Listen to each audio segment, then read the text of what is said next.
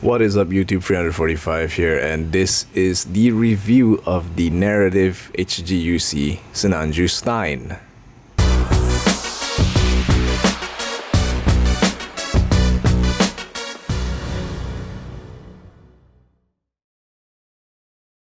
Now, this Sinanju Stein is my first narrative kit and also my first Bandai Spirits kit with that blue logo over there. I bought this during Tetsujin 2019 in Singapore. There were numerous kits over there, especially the narrative Gundam. I believe it was the B pack or A pack, I can't remember, but it was pretty expensive, so I decided to hold on to that and buy it when I'm going to Japan at the end of this month. So I decided to just get the Sinanju Stein narrative. So now this review is going to cover the basic things, articulation and the looks of the kit, and also I'm gonna badmouth the real grade Sinanju a lot, so hold on for that. Let's go in for size comparison. Here's the Stein next to the Rosen Zulu, which is a unicorn kit. Now, you know, they're both sleeves, so yeah, Rosen Zulu being a big kit, the Sinanju is also a big mobile suit. Now, let's compare it to something smaller. Wow, that's a big size difference. So if you have one of those HG seed kits or HGF91, this is about the same size as those. This is, of course, the Crossbone X1, which we'll be getting a real grade of in June. And boy, am I excited. So, that's it for size comparison. Let's go directly into the articulation. Whoops. Yes, it's a little back heavy. Articulation time. Now the head goes up about that much. Careful there. And down about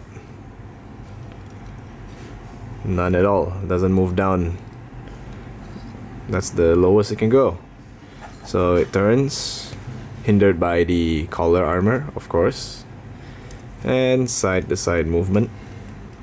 Not much articulation for the head, not a big problem. Down to the shoulders, which are very unique. Now, I haven't built the high grade Sinanju, but it has this. So that's quite rare to see in high grades. This triple jointed shoulder, which extends out pretty much.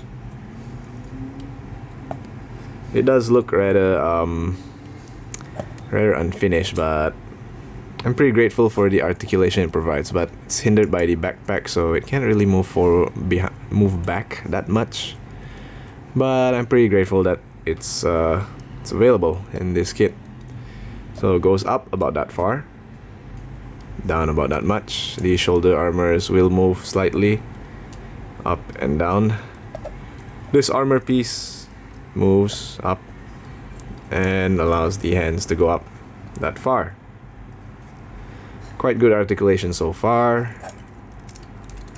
Hold on, this part comes off real easily. This is the backpack. I'll get onto that later. Let's just move some of these things out of the way. Alright, so rotation below the shoulder, double jointed elbows. My camera focus, double jointed elbows, but close to 90 degree, not much. And this, I think it was supposed to be articulated, but it's not. In the master grade Sinanju, it's articulated, but this one is just pop it out. And beam saber handles that go inside. Pretty cheap gimmick, if you ask me. Not complaining, just, you know, wish there was a better way to do that. No articulation at the wrist area besides the hands, just the regular wiggle. This is based off of the old high grade Sinanju. The high grade Sinanju, there's only one high grade Sinanju. So yeah, expect mediocre articulation. I'm not gonna put this on, it's too much of a chore. Now to the backpack. The backpacks are rather unique as they have a ball joint. Let's see if I can get this out without breaking it. Yeah. They have a ball joint here and a swivel joint here.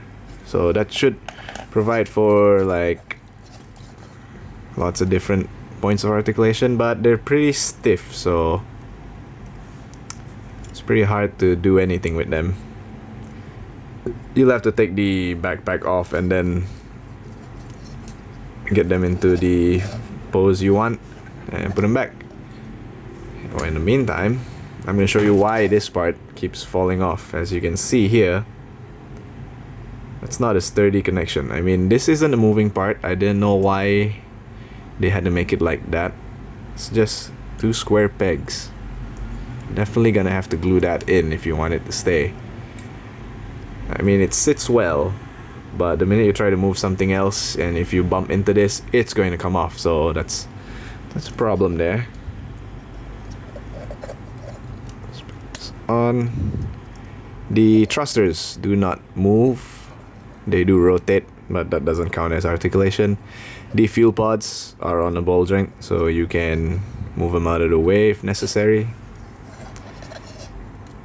And that's it for the backpack. Let's go to the back skirts. The back skirts were originally one piece, so but they, you know, like all front skirts, you can cut down the middle and then you can get them to be articulated individually. Not a hard thing to do, it's real easy. Just cut down the middle and you already have articulated rear skirts, which look really nice. Same thing goes for the front skirts. They fold up individually after you cut them. The waist section doesn't have much articulation. It even has problem rotating if you have it flush to the body. So it's pretty difficult. You gotta pull it out a little bit and then you can get that rotating motion. It does go 360, no problem. There's only some up and some down and side to sides due to the ball joint. Side skirts go up and down about that far and rotate forwards and backwards if you want them to. No special joints at the hips like newer high grades. It's just it is a ball joint connected to a poly cap, not just a regular straight peg, so you can get some movement outside of the regular and that's the problem with ball joints as well. Some movement outside of the regular ones that you should get from pegs. A little wiggle there at the hip and rotation at the bottom below the hip. Move forwards about that much and backwards about that much. Double jointed knee with the armor staying in place. Pretty nice. I really like the detail in there. These things, the supplementary boosters, I guess, are just connected onto a poly cap. No special joints whatsoever, so they just go backwards and forwards like that. They can rotate 360 if you want them to. On the back you have these calf boosters, which will go up and down just like the Sinanju. Then the star of the show, the heels, the feet. The feet have a connection here, just like a peg, which allows for back and forward movement. As you can see there, back and up and forwards like that. And it is connected by a ball joint to the feet, and that makes it rotate and wiggle. The feet themselves do not articulate in any way, but doesn't need to, I guess, with that ankle motion that it has. It's pretty good. So that is it for the articulation of the kit. Did I miss anything? No, I guess not. Let's take a look at the accessories. Alright, first accessory, the most basic one, being the shield. Looks like the Sinanju's shield. Well, this is before it became the Sinanju, still Federation style, but I don't know much about this part. I thought the shield was supposed to be like the Hguc Gundam. So yeah, this is shield. There's supposed to be a sleeve logo here, the Neo Zeon sleeve insignia. They just provide you with a decal for that. This one in particular, which I probably will not use. Gotta find a way of how to paint that, or since I'm going to Japan, I'll look out for a water slide decal. That would be much better. So the shield is on a rotating point here, and the lock for the hands also rotates as such, giving it pretty good rotation when you put it on, and it just clips on just like that. Nice shield, looks real good. Now the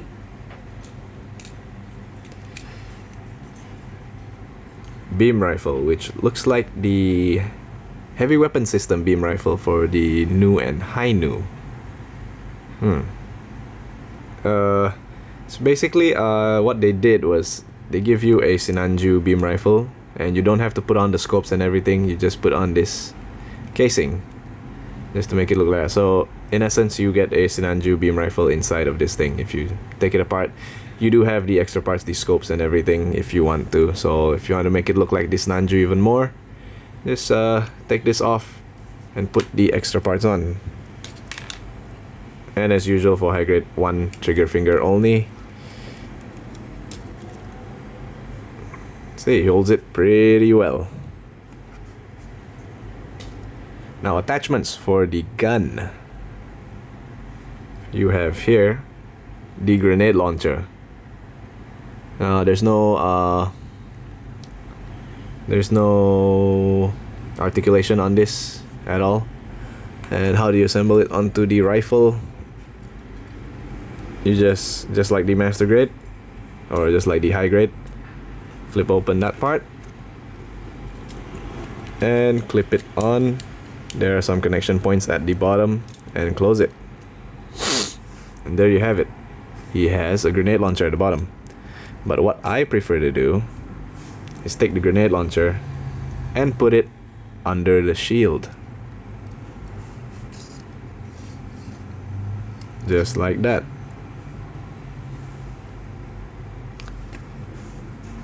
And the reason being is that they provide you with a bazooka. This is just like the Sinanju's bazooka, and he can hold on to it. Wait a minute. I think I didn't assemble the handles for this. It's alright, never mind, because I don't plan on him to hold the bazooka anyway.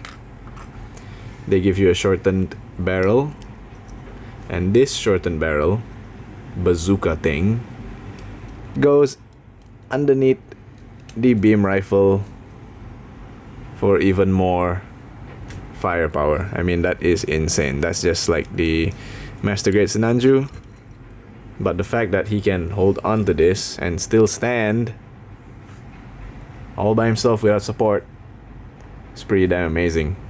Now, can he straight arm it? Yes, he can, with no problems at all. And that's very impressive. So, since this is the Sinanju Stein, as I showed you before, he has beam saber handles, which are stored in the forearm. Oops, hold on, overcompensated for the huge rifle there. Now he's back heavy. So the rifle and the backpack do complement each other. You get two beam effect parts. They're in yellow, and they go onto the beam saber handles, just like that. which slide into the hands just as you would expect them to. There. Whoops, still a little off balance there. Alright. So there you have it, the Sinanju Stein. Before I forget, they do provide you with a lot of extra parts. Mostly balanced from the Sinanju.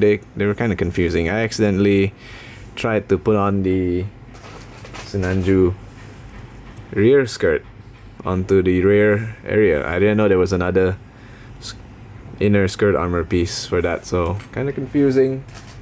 They do provide you with the tomahawk handles, extended and retracted, but they do not give you the parts, the effect parts. And something worth noting are these. Now, in the manual,